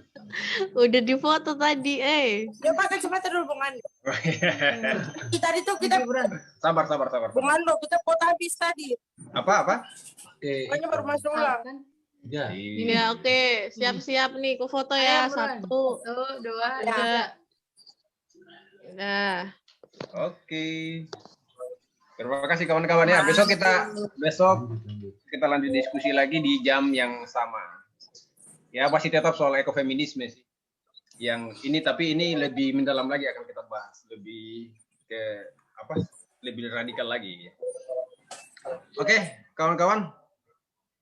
Saya duluan live ya. Oh, yang pegang. Kau mati semua, mati. Iya. Gitu. Ini. Kau nggak bisa keluar duluan.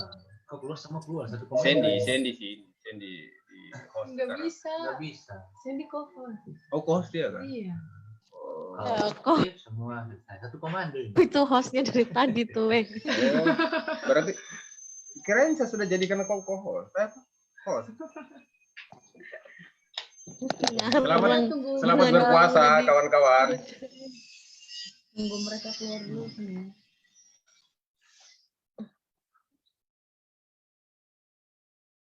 Septian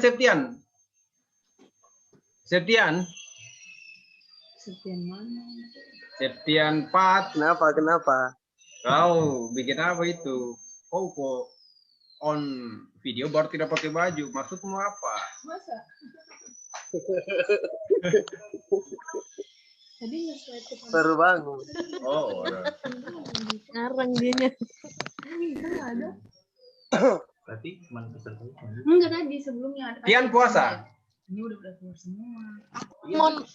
Aku mau nanya tadi kan udah ku record, terus udah ku ini kan, udah ku udah ku post kan. Terus ini filenya di mana ya?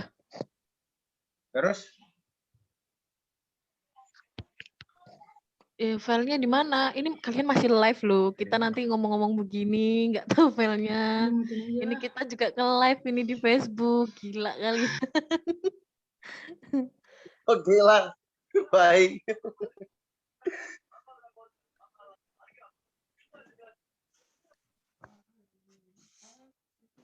Ini filenya di mana ya?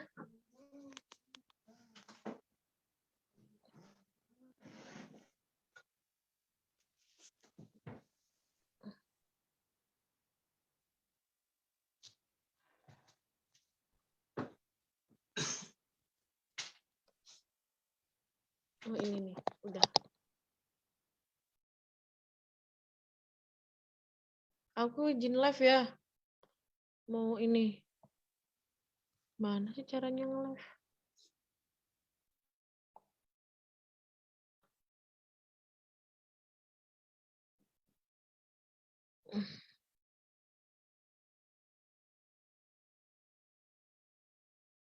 live.